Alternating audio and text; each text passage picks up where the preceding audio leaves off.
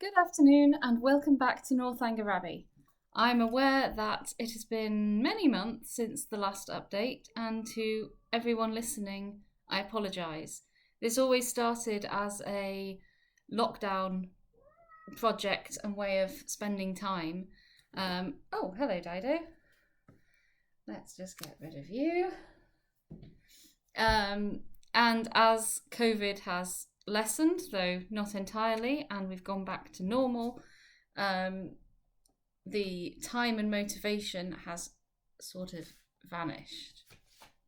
However, I don't like leaving anything undone, and as the days get lighter, and actually they're getting darker now, aren't they? Sorry, my cat is being very distracting here. She wants to take part. And I've got a bit more time. I need to finish this. So I hope you will dive back in with me to complete Northanger Abbey. There are burning questions to be answered. Will we ever get to the Abbey? Do I still hate James Morland as much as I appear to on this reread? And many other such questions. Anyway, onwards, and I hope I will not be too distracted by the feline company next to me, though I think that is asking for too much. We left the story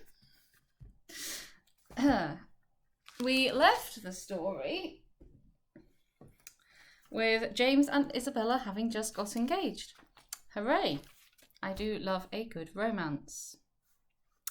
Chapter 17. The Allens had now entered on the 6th week of their stay in Bath, and whether it should be the last was for some time a question, to which Catherine listened with a beating heart. To have her acquaintance with the Tilneys end so soon was an evil which nothing could counterbalance. Her whole happiness seemed at stake while the affair was in suspense, and everything secured when it was determined that the lodging should be taken for another fortnight.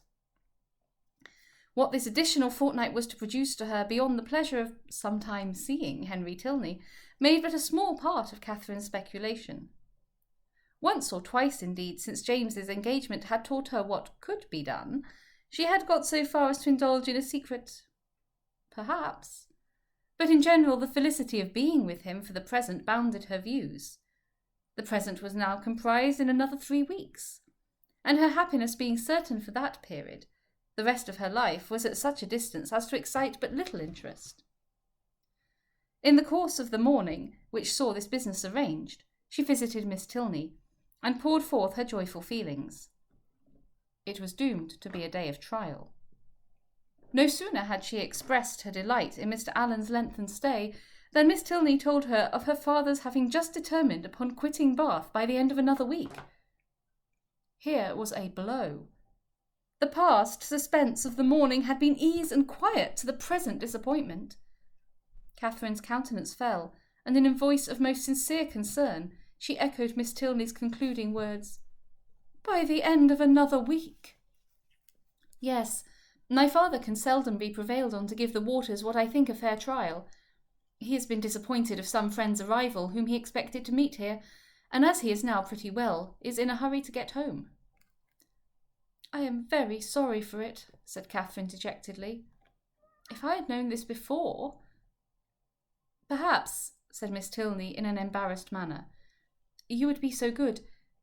It would make me very happy if—" The entrance of her father put a stop to the civility, which Catherine was beginning to hope might introduce a desire of their corresponding.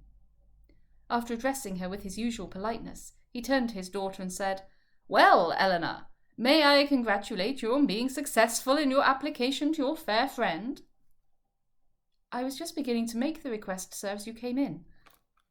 "Well, proceed by all means. I know how much your heart is in it. My daughter, Miss Morland," he continued, without leaving his daughter time to speak, "has been formulating a very bold wish. We leave Bath, as she has perhaps told you, on Saturday se'nnight. A letter from my steward tells me that my presence is wanted at home, and being disappointed in my hope of seeing the Marquis of Longtown and General Courtenay here, some of my very old friends, there is nothing to detain me longer in Bath. And could we carry our selfish point with you, we should leave it without a single regret. Can you, in short, be prevailed on to quit this scene of public triumph and oblige your friend Eleanor with your company in Gloucestershire. I am almost ashamed to make the request, though its presumption would certainly appear greater to every creature in Bath than yourself. Modesty, such as yours, but not for the world would I pain it by open praise. If you can be induced to honour us with a visit, you will make us happy beyond expression. 'Tis true we could offer you nothing like the gaieties of this lively place. We can tempt you neither by amusement nor splendour, for our mode of living, as you see, is plain and unpretending. Yet no endeavours shall be wanting on our side to make Northanger Abbey not wholly disagreeable. Northanger Abbey? These were thrilling words, and wound up Catherine's feelings to the highest point of ecstasy. Her grateful and gratified heart could hardly restrain its expressions within the language of tolerable calmness.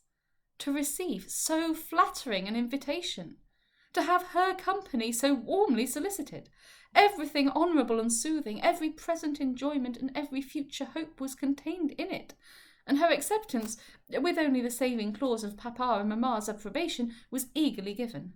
"I will write home directly," said she, "and if they do not object, as I dare say they will not." General Tilney was not less sanguine, having already waited on her excellent friends in Pulteney Street and obtained their sanction of his wishes. "Since they can consent to part with you," said he, "we may expect philosophy from all the world." Miss Tilney was earnest, though gentle, in her secondary civilities, and the affair became in a few minutes as nearly settled as this necessary reference to Fullerton would allow. The circumstances of the morning had led Catherine's feelings through the varieties of suspense, security, and disappointment, but they were now safely lodged in perfect bliss, and with spirits elated to rapture, with Henry at her heart and Northanger Abbey at her lips, she hurried home to write her letter. Mr. and Mrs. Morland, relying on the discretion of the friends to whom they had already entrusted their daughter, felt no doubt of the propriety of an acquaintance which had been formed under their eye, and sent therefore by return of post their ready consent to her visit in Gloucestershire.